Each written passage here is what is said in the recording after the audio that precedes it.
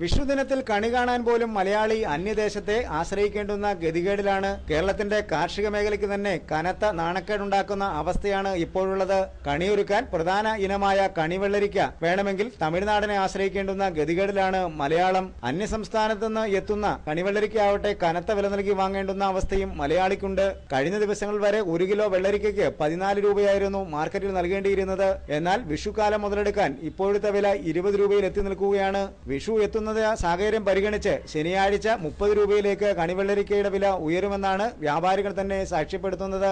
മറ്റ് പച്ചക്കറി ഇനങ്ങൾക്കും വൻ വിലയാണ് വിപണിയിലുള്ളത്. പൂർണ്ണമായും തമിഴ്നാടിനെ ആശ്രയിച്ചാണ് മലയാളി സദ്യ ഒരുക്കാനുള്ള മുഴുവൻ വിഭവങ്ങളും എത്തിക്കുന്നത് എന്നതാണ് ഇത്തരത്തിൽ വില ഉയരാനുള്ള പ്രധാന കാരണം.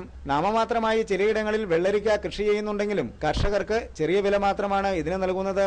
ഇടനിലക്കാർ വലിയ ലാഭം കൊയ്ത് വ്യാപാര സ്ഥാപനങ്ങളിലേക്ക് വെള്ളരിക്ക എത്തിക്കുന്ന സാഹചര്യമാണുള്ളത്. കർഷകൻ പൂർണ്ണമായും ചൂഷണം ചെയ്യപ്പെടുന്ന സാഹചര്യത്തിലാണ് പലരും കാർഷിക മേഖലയിൽ നിന്ന് പിന്തിരിയുന്നത്. എന്താണെങ്കിലും മലയാളിക്ക് കണി കാണാൻ പോലും തമിഴിനെ ആശ്രയിക്കേണ്ടുന്ന ഗതികേട് മലയാളത്തിന് തന്നെ നാണക്കേടാണ് എന്നുള്ളതാണ് യാഥാർത്ഥ്യം.